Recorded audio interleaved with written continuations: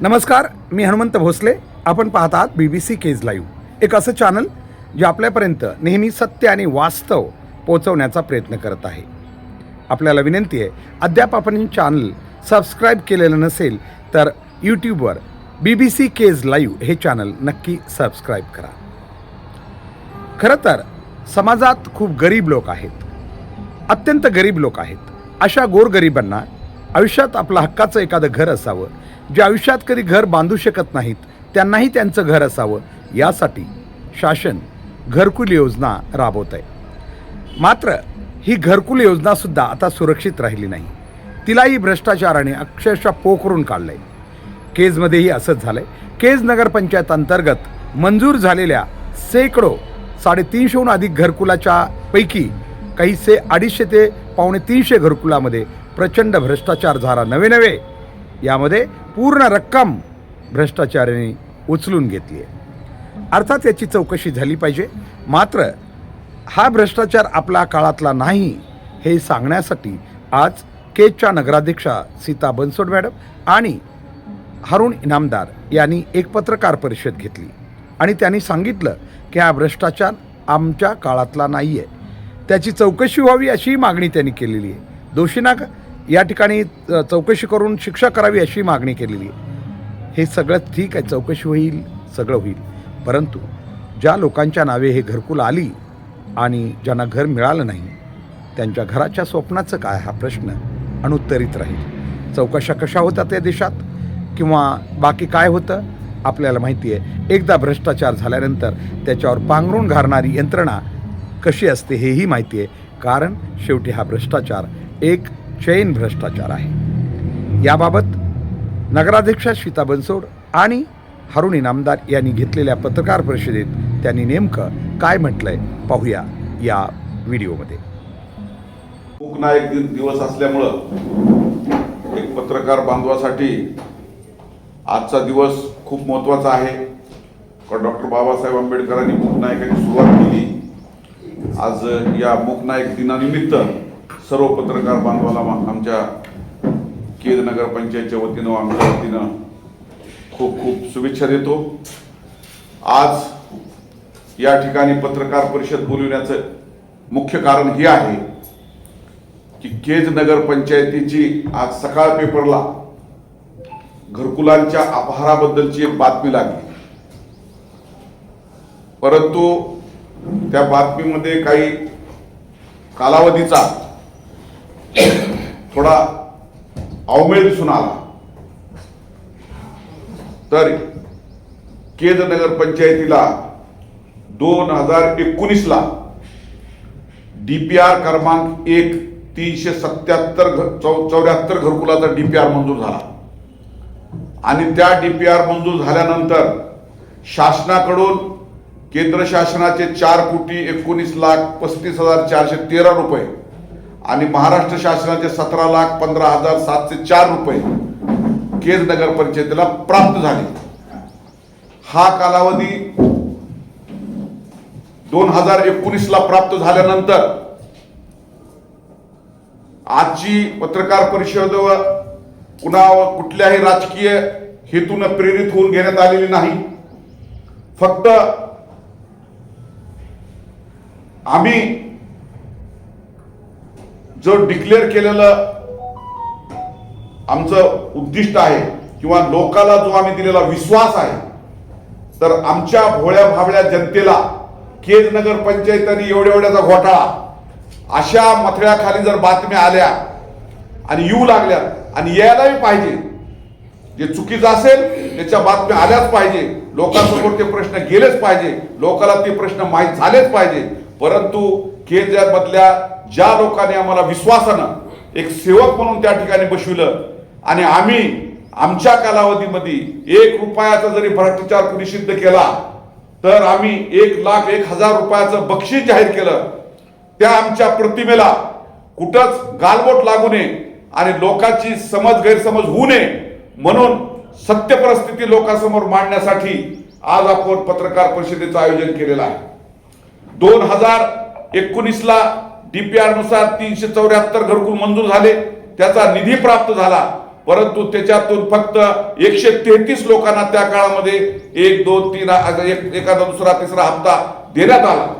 परंतु त्यातले तत्कालीन प्रशासक, त्या कालावधीमध्ये असलेले अधिकारी, त्या कालावधीमध्ये असणारे संबंधित लोक या सगळ्यांनी संगतमत करून लाभार्थ्याच्या खात्यावर पैसे न टाकता जवळपास 3,62,00,000 रुपये नियमबाह्यपणे चुकीच्या पद्धतीनं लाभार्थीच्या खाती न ठेवता विविध एजन्सीच्या, ज्या एजन्सीचे त्यांचे संबंध होते किंवा ज्या एजन्सी त्याच्यामध्ये सामील होते, तर अशा एजन्सीच्या नावानं डायरेक्ट धनादेश देऊन की जे नियमात कुठल्याही पद्धतीत बसत नाही, ते नियम बाह्य आहे, अशा पद्धतीचं काम या त्यावेळेच्या प्रशासनात काम करणाऱ्या अधिकाऱ्यांनी, कर्मचाऱ्यांनी आणि सगळ्यांनी मिळून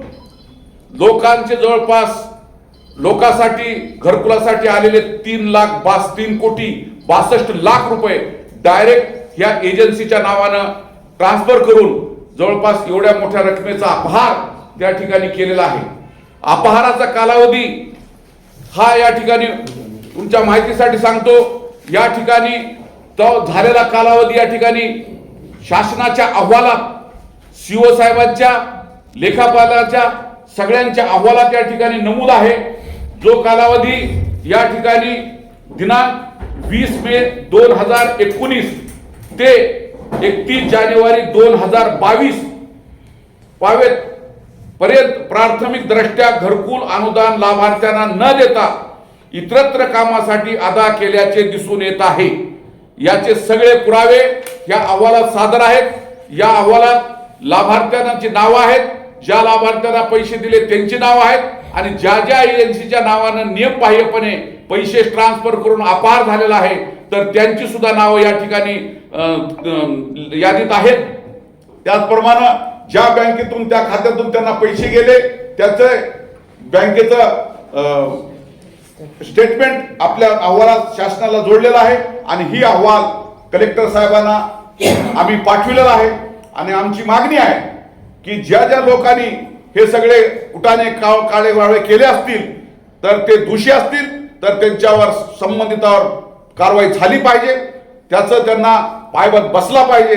आणि ही लोकांच्या साठी आलेल्या पैशाचा जो अपव्यय झाला तर ह्यासाठीचा जो शासनाचा निर्णय आहे, शासनानं संबंधितावर योग्य ती कारवाई केलीच पाहिजे. आणि योग्य ती कारवाई करून ही जी झालेला अपहार आहे त्याला कुठतरी लोकांच्या समोर न्याय भेटला पाहिजे. ही आमची या ठिकाणी पत्रकार परिषदेच्या माध्यमातून प्रशासनाला मागणी आहे. कारण आम्ही 2022 मधल्या निवडणुका लढल्यानंतर आम्ही 14 फेब्रुवारी 2022 आम्ही नगरपालिकेचा चार्ज आमच्या हातात घेतला. आणि हे सगळं काळ गोळबंगाल 19 ते म्हणजे 20 मे 2019 ते 31 जानेवारी म्हणजे आम्ही चार्ज घ्यायच्या 15 दिवस पूर्वीपर्यंत 31 जानेवारी 2022 पर्यंतच्या कालावधीमध्ये ही झालेलं सगळं गोळबंगाल आहे. लोकांचं नगरपालिकेचं नाव ऐकून बातमीच्या उद्देशानं आमच्याबद्दल काही गैरसमज होऊ नये. कारण असल्या परिस्थितीमध्ये आम्ही जो लोकांना सेवक म्हणून जो आम्ही आव्हान केलेलं आहे त्या आव्हानावर आम्ही टिकप आहोत. त्या आव्हानाला कुठेतरी गालबोट लागू नये, आमच्याबद्दलची गैरसमज होऊ नये म्हणून आम्ही ही आज पत्रकार परिषद घेऊन माझ्या तमाम केजवासियासमोर आम्ही हे सगळा लेखाजोखा ठेवित आहोत. आणि आमच्या कालावधीमध्ये ज्या तारखेला आम्ही चार्ज घेतला त्या दिवशी चार्ज पट्टी तयार केली नियमाप्रमाणे. जेवढे आमचे नगरपालिकेचे अकाउंट असतील सगळ्या अकाउंटचे त्या ठिकाणी आम्ही स्टेटमेंट मागविले. सगळ्या अकाउंटमध्ये किती पैसे आज उपलब्ध आहेत, काय परिस्थिती आहे, ही सगळे अकाउंट आम्ही त्यावेळेस मागविले. आम्ही आमची चार्ज पट्टी तयार केली आणि 14 फेब्रुवारी 2022 पासून पुढे आम्ही कुठल्याही गोष्टीला आम्ही जिम्मेदार राहू, परंतु लोकांची गैरसमज होऊ नये म्हणून आज आपल्याला या ठिकाणी पत्रकार परिषद घेण्यात आलेली आहे. आणि ज्यावेळेस आम्ही चार्ज घेतला त्यावेळेस या खात्यावर 3,23,000 रुपये फक्त शिल्लक होते. ते सुद्धा आम्ही 6व्या-7व्या महिन्यामध्ये ते शासनाला परत पाठवून दिले. त्याचे पावती सुद्धा या अहवालामध्ये जोडलेली आहे. म्हणजे जेणेकरून ह्या पापाचे धनी जे कोणी असतील त्यांना शासनानं हुडकावं, त्यांच्या विरोधात योग्य ती कारवाई करावी आणि हा जो झालेला गौडबंगाल आहे याला न्याय द्यावा. आणि ज्या लोकांचे त्या ठिकाणी हप्ते त्यांच्या नावावर जायच्या ऐवजी धंडदांडग्याच्या गळ्यामध्ये जे पाठवण्याचा प्रयत्न झालेला आहे त्याला कुठेतरी त्याच्यावर चाप असावा. त्यांच्यावर योग्य ती शासन जी काय कारवाई शासनाची अधीन असेल ती त्यांनी करावी अशी आमची त्या ठिकाणी मागणी राहील. आणि कुठलाही राजकारण किंवा कुठल्याही पद्धतीचं कुणी कुठं काय केलंय ह्याच्याविषयी आम्हाला घेणं देणं नाही. की प्रशासन आपली कारवाई करण्याला सक्षम आहे, प्रशासन योग्य ती कारवाई करेल. परंतु आमच्या कालावधीमध्ये 1 रुपयाचा सुद्धा भ्रष्टाचार किंवा चुकीचं झालेलं नाही. उलट ह्यांच्या पापाची फळं आम्हाला भोगायची वेळ आली.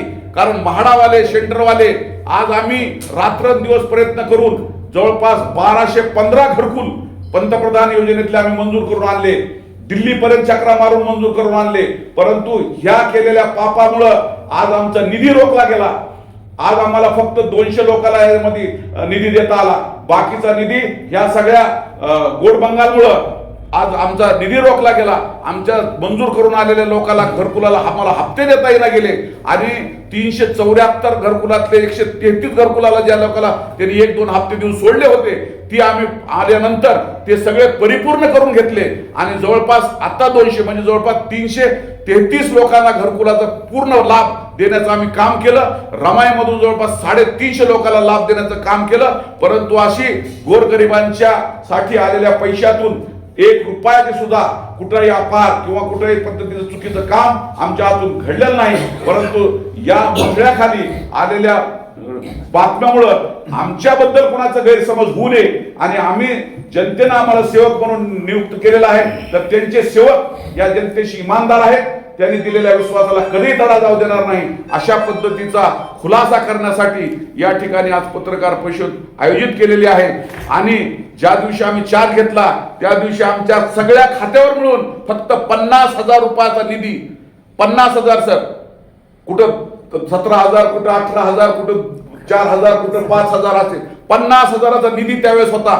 आणि त्या गोष्टीला सुद्धा आम्ही डगमग न जाता 4 वर्ष सक्षमपणे नगरपालिका चालविण्याचं आम्ही काम केलं. आणखी सुद्धा राजकीय ज्या गोष्टी घडलेल्या आहेत ह्याच्यामध्ये त्याच्यावर आम्हाला काय बोलायचं कारण नाही. योग्य वेळी त्या सुद्धा सगळ्या गोष्टीचा खुलासा केला जाईल. परंतु आज घरकुलांचा लोकांचा या ठिकाणी आलेल्या पैशाचा जो अपव्यय झाला आणि काही लोकांनी घरं उघडून ठेवले, काही लोकांनी बांधले, काही लोकांचा स्लॅब राहिला, काही लोकांचं असं झालं. आणि अशा परिस्थितीमध्ये त्या लोकांना सोडून त्या सगळ्या निधीचा ह्याने अपव्यय केला. म्हणून माझी मागणी आहे की बाबा ह्या झालेल्या अपव्ययावर योग्य ती चौकशी होऊन योग्य ती कारवाई व्हावी आणि लोकांनी समाज गैरसमाजातून दूर राहावं. तुमचे निवडलेले सेवक हे कधीही तुम्हाला बेमान होणार नाहीत आणि 1 रुपयाला सुद्धा लाजिबदार राहणार नाहीत. आणि आम्ही जो जाहीर केलेला निर्णय आहे की कुणी जरी 1 रुपयाचा अपहार, डबल झालेलं काम, न करता उचललेलं बिल असं जर कुणी सिद्ध करण्याचा प्रयत्न केला तर त्याला नगदी 1,01,000 रुपयाचं बक्षीस आम्ही देऊ. आणि तुम्ही ब्रॅकेटमध्ये ही सुद्धा करा की आमच्या ह्या निर्णयाला कुठं गालबोट लागणार नाही यासाठी आजची आम्ही ही पत्रकार परिषद आयोजित केलेली आहे. हीच तुम्हाला तुमच्या माध्यमातून माझ्या तमाम केजवाशाला दाखवणं आमचं कर्तव्य होतं. तुम्ही लोकशाहीचा आधार आहात, तिसरा डोळा आहात, तर तुमच्या डोळ्याने सुद्धा हे सगळ्या गोष्टी पाहाव्यात. दैनिक सकाळनं बातमी दिली आपण म्हणताय. दैनिक सकाळनं स्पष्टीकरण दिलं असेल जो कालखंड आहे समजा, किंवा कोण लोक दोषी आहेत किंवा कोणावर ब्लेम केलेलं असेल. आणि दुसरी गोष्ट, जर तसं असेल तर आपण ज्या कोणी आपल्यालाही वाटतंय तुमच्यावरचा दोष काढण्यासाठी तुम्ही लेखी प्रशासनाकडं किंवा हे असं झालेलं आहे, कारण का तुमच्यावर जर आरोप येत असेल तर तुम्ही लेखी प्रशासन, हे तर पत्रकार परिषद झालं एक भाग, हे झालं तोंडी समजा, पण लेखी सुद्धा तुमचं एखादं काही दिलंय का तुम्ही? आता विषय असा आहे, ही प्रशासकीय बाब आहे. आणि मी सगळ्यात प्रथम सकाळचे अभिनंदन करतो की त्यांनी सगळ्यात आधी बातमी लावून या गोष्टीला वाचा फोडण्याचं काम केलं. त्याबद्दल त्या पत्रकाराचे, संपादकाचे, सगळ्यांचे मी मनापासून आभार मानतो. फक्त त्यांच्या तो पिरियड आहे कार्यकालाचा तो चुकीचा छापला गेला होता, ह्याच्याबद्दल मी त्याची संपर्क साधला, त्यांचं PDF त्यांना दिलं. आणि ही काय मी तयार केलेलं नाही, ही शासनाला लेखा परीक्षणानं पाठविलेला आणि सीओ मार्फत हे अहवाल आहे. ह्या अहवालामध्ये सगळ्या गोष्टीचा उल्लेख आहे. तसंही घरकुलांच्या बाबतीत आत्तापर्यंत आपण बघितलं असेल, म्हणजे एक हे म्हणून नाही, पण अनियमित असल्याचं लोकांकडून बी कळतं आहे. तर आत्ताच्या प्रेझेंट परिस्थितीबद्दल आपल्याला काय म्हणायचं, लोकांचं आमच्याकडे आलेलं की लोक काय म्हणत आहेत की हप्ते पूर्ण आम्हाला दिले जात नाहीत समजा, किंवा बऱ्याच वेळा 10 ते 15 20 हजार रुपयापर्यंत प्रशासकीय कोण आता ते अधिकारी असतील किंवा कोण घेत असतील तर त्याच्यावर तुमचंही नियंत्रण असलं पाहिजे. तर काही लोक घेतात म्हणजे घरकुलासाठी. तर आम्हालाही वाटतं की तुम्हाला तर वाटणं साहजिक आहे, गोरगरीब लोक आहेत, जसं तुम्ही पोटतिरकीनं बोललात 1 रुपया याच्यातला कुणी घेऊ नये, तसंच या लोकांकडून सुद्धा कुणी काहीतरी कारणासाठी ह्याला द्यावे लागतात त्याला द्यावे लागतात, हा एक आहे. तर त्याच्याबद्दल काय म्हणतात? आता विषय असा आहे की हे घरकुलाची योजना ज्यावेळेस आपण पाठवून देतो, मग ती योजना मंजूर होईल का नाही होईल हे आपल्याला गॅरंटी नसते. आणि बघ, लोकांचा 1 रुपया सुद्धा खर्च होऊ दे, कुणापासून 1 रुपया न घेता ही सगळा प्रस्ताव तयार करणे, त्यांचे डॉक्युमेंट बनविणे, त्यांना ऑनलाईन करणे, ह्याच्यासाठी आपण एक प्रायव्हेट एजन्सी नियुक्त केली होती. आणि त्या नियुक्तीला सांगितलं होतं की जोपर्यंत घरकुल योजना मंजूर होणार नाही तोपर्यंत तुम्हाला 1 रुपयाचा सुद्धा ह्यातून आम्ही 1 रुपया सुद्धा खर्च आम्ही देणार नाही, की ते खर्च आमच्या लाभार्थ्याकडे जातो. आणि जर ही समजा 2-4 हजार रुपये जर लाभार्थ्याकडे तुम्ही घेतले आणि उद्या ही योजनाच मंजूर नाही झाली तर आमच्या लाभार्थ्याला 4,000 रुपये 3,000 रुपयाला मुकावं लागेल. म्हणून आम्ही त्यांना सांगितलं की तुम्हाला पूर्वी 1 रुपया सुद्धा मिळणार नाही. जे काय 2-5 रुपये असतील तुमचे, ही लाभार्थ्याला नाव आल्यानंतर त्याला अनुदान मंजूर झाल्यानंतर तुम्हाला खर्चापोटी दिले जातील. तर तीच काय 2-5 रुपये त्यांनी मंजूर झाल्यानंतर जी काय एजन्सीला दिले असतील तेवढाच विषय आहे. सर, आरटीजीएस किंवा चेकनेच पैसे खातेदाराच्या खात्यात. ग्रामपंचायत हद्दीमध्ये काय करतात? नाही खाजगी लोकांकडून, म्हणजे हे तुमच्या कानावर असावं, आमच्यापर्यंत येतं. एक आरटीजीएस किंवा चेकनेच पैसे, आरटीजीएस पैसे त्यांच्या खात्यावर जातात, डायरेक्ट त्यांच्या खात्यात जातात. असं काही चेक नाही, नगदी नाही, काही नाही, डायरेक्ट खात्यावर आरटीजीएस जातात. आम्ही एवढ्या कष्टानं 1215 लोकांना घरकुल हे आणून दिले. त्याच्यानंतर ती सुरळीतपणे चालू निधी पण आला, 200 लोकांचा निधी आला. केला त्याच्यामध्ये पहिला दुसरा हप्ता वाटला. आता 3ऱ्या हप्त्याची मागणी केल्यानंतर ही सगळ्या गोष्टी निदर्शनास आल्या आणि ही सगळं होत नाही. तोपर्यंत आमचा निधी रोखला गेला. आणि निधी का रोखला म्हणून ज्यावेळेस आम्ही चौकशीला लागलो तर त्यावेळेस ही सगळ्या गोष्टी पत्रव्यवहार करून झाल्यानंतर ही सगळ्या गोष्टी समोर आल्या. आणि बघ, प्रशासन खडबडून जागा झालं आणि प्रशासनाने ह्याच्यावर योग्य ती त्यांनी अहवाल सादर केला. कलेक्टर साहेबांना त्यांनी अहवाल पाठवला. नाही, त्याबद्दल मला राजकीय मध्ये जायचंच नाही. 19 ते 22 तुम्ही सोडका ते सांगता तुम्ही 19 ते 22 31 जानेवारी 2022 पर्यंत कोण सीओ होते, कोण नगराध्यक्ष होते, कोण नगरसेवक होते, काय होतं ह्याची तुम्ही सखोल चौकशी करावी. आम्हाला रिकाम्या राजकीय प्रेरणेतून घ्यायचंच नाही. आम्ही काय केलं एवढंच आम्ही सांगणार, कुणी काय केलं ह्याच्याबद्दल तुम्ही चौकशी करावी. नाव ओपन करायला तुम्हाला आमच्या कालावधीमध्ये काय जर झालं असेल तर त्याची सर्वस्व जिम्मेदारी आम्ही स्वीकारतो. एक फक्त की जर आम्ही आज लोकांना आव्हान केलं समजा या बाबतीत की गेली 15-20 वर्ष काय नगरपंचायत समजा अस्तित्वात आल्यापासून घरकुल समजा योजनेपास जिथं लोकांना तक्रार असेल किंवा लोकांचं काही म्हणणं असेल तर नगरपंचायतकडं मांडावं किंवा सार्वजनिक करावं. तर तसं म्हणजे पत्रकारांनी तसं करावं का? नाही, लोकांना जे लाभार्थी आहेत ते लाभार्थी आमच्याकडे जर आले, कुठलंही येतात, प्रत्येक लाभार्थी आमच्याकडे येतो. आम्ही सत्य परिस्थिती त्यांचं सांगतो आणि आमच्याकडून जेवढं करता येईल तेवढं त्यांचं समाधान करण्याचा आम्ही प्रयत्न करतो. परंतु पहिली योजना आहे अशी, सर 1215 घरकुल जरी आम्ही मंजूर करून आणले केंद्र शासनाकडून तरी सुद्धा त्यांचा प्रस्ताव किंवा DPR बनवण्यासाठी, त्यांचे डॉक्युमेंट गोळा करण्यासाठी किंवा नाहरकत घेण्यासाठी किंवा त्यांचा नकाशा घेण्यासाठी 1 रुपया सुद्धा आम्ही कुठल्याही लाभार्थीकडून घेतलेला नाही. ती एजन्सी नियुक्त केली आणि एजन्सीला सगळं करायला लावलं. यापूर्वी एका नकाशाचे 2000 रुपये घेतले जात होते, परंतु आम्ही ते सुद्धा खर्च आमच्या लाभार्थ्यावर टाकू दिला नाही जोपर्यंत त्यांचं नाव मंजूर होऊन यादीत येत नाही तोपर्यंत. मग तेच एजन्सीनंच बहुतेक बैठका घेऊन काही लोकांना म्हणजे जे चर्चा आली होती ती किंवा तुम्ही 10-15 हजार रुपये खर्च म्हणून द्या असं काही. तुम्ही बघा, एक सुद्धा लाभार्थी तुमच्याकडे कुणी आला नसेल. आता ती हौशे गौशे नवशे ज्याला काही घेणं देणं नाही त्यांनीच तुमच्या वस्तू घेऊन फक्त सांगितलं. एखादा जरी लाभार्थी आला का त्याला कळतंय ना किंवा आपण 1 रुपया दिला नाही. आज जर खर्चापोटी 2-5 रुपये जर गेले तर शासन जर आपल्याला एवढी मोठी रक्कम देत असेल आणि आपल्याला नियमानुसार नकाशा बनवण्यासाठी असेल किंवा पीटीआरची बाकी भरण्यासाठी असेल किंवा पीटीआरला बाकी भरण्यासाठी असेल, बांधकाम परवान्याची फीस असेल, ही तर त्यांना नियमाप्रमाणे द्यावीच लागेल. खर्च त्यांना किती घ्या म्हणून सांगितलेलं आहे? अंदाजे किती खर्च होतोय? त्याच्या बाकी अंदाजे असं काय ठरवलं नाही. तुम्ही जर नगरपालिकेत आला, तुमच्या नावावर समजा 10,000 रुपये बाकी असली आणि माझ्या नावावर समजा 5,000 बाकी असली तर मला 5,000 भरावं लागतं, तुम्हाला 10,000 भरावं लागतं. बांधकाम परवान्याची फीस तुम्हाला भरावी लागेल, नकाशाची फीस तुम्हाला भरावी लागेल आणि त्याच्या रिसर पावत्या दिल्या जातात. जे असे अनलिगली पैसे वसुली करतात त्यांच्यावर तुम्ही काय कारवाई करणार? जर तुम्ही आमच्या निदर्शनास आणून दिलं आणि ते अवाजवीपणे जर होत असेल तर त्याच्या विरोधात जो काय नियमानुसार कारवाई करता येईल ती कारवाई त्याच्यावर निश्चित केली जाईल. आम्ही तर आवाहन करतो ना प्रत्येक लाभार्थ्याला. तेच आम्ही तुम्हाला विचारलंय, त्याच्यासाठीच हा प्रश्न उपस्थित केला. निदर्शनास आल्या तर आम्ही 100% त्याच्यावर नियमाप्रमाणे कारवाई करू. तर आम्ही चहा पित नाही कुणाचं लाखो रुपयाचे काम करून, तर आम्ही कशामुळे कुणाला खाएंगे भी नहीं और शास्तीकराच्या नावावर जे लोकांना करण्याचा प्रस्ताव कलेक्टर साहेबांकडे पाठवून ते तुम्हाला माफ करून घेऊन देता येते. पण त्यासाठी तुमच्याकडे जर 10 रुपये बाकी असेल आणि त्यात 3 रुपये शास्तीचे असतील तर तुम्हाला 7 रुपये भरून आधी तुमची सर्व बाकी क्लिअर करावी लागते आणि 3 रुपयासाठी आम्ही प्रस्ताव पाठवून तुम्हाला माफ क्लिअर करून तुम्हाला देतो. ही शासन आता गेल्या वर्षी अभय योजना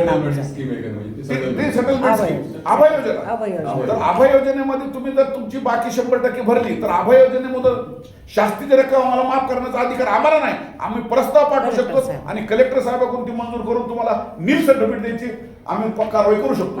ह्याचा लाभ ज्याला घ्यायचा आहे त्या लोकांनी नगरपालिकेत पैसे भरावे आणि आम्ही त्यांना 100%. आता पाटील साहेब म्हणले की एवढं होत नाही, जर रक्कम जास्त असेल, जर तक्रार असेल तर तुम्ही आमच्याकडे तक्रार द्या. ते घरकुलं झालेले त्यांचे पैसे भेटावं म्हणून तुम्ही काय करणार? हा आता तुम्हाला सांगतो 334 घरकुलं जी झाली, 374 घरकुल होते पूर्ण, त्याच्यापैकी 133 लोकांना त्याचा लाभ भेटला.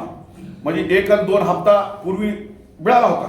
नंतर आम्ही आल्यानंतर त्याला ऍडजस्ट करून त्यांना राहिलेला 3रा हप्ता ऍडजस्ट करून जी काय शिल्लक असेल ती वाटून टाकली. म्हणजे 133 लोकांचा जवळपास आम्ही विषय संपविला.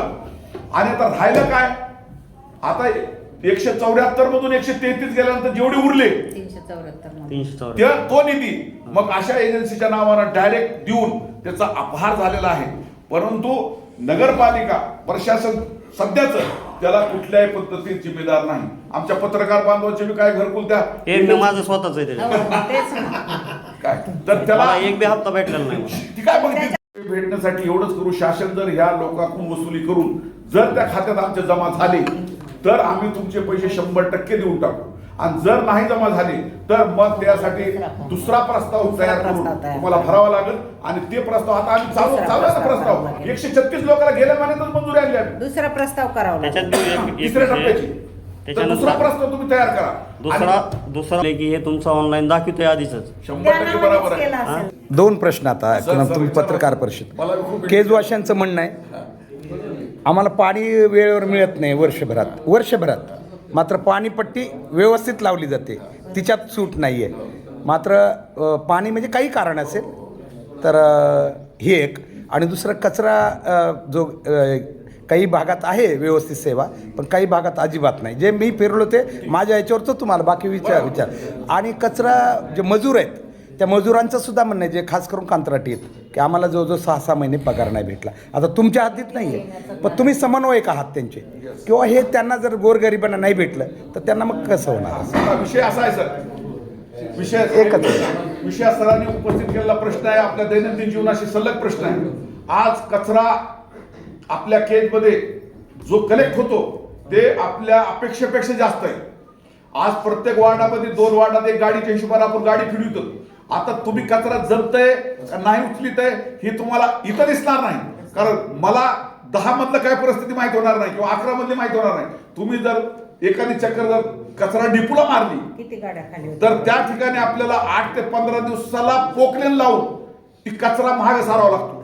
म्हणजे एवढे मोठे मोठे ठिकाणे 15-15 दिवसाला कचरा डिपोवर जमतात. म्हणजे हे कशात कचरा उचलतो म्हणून जमतो.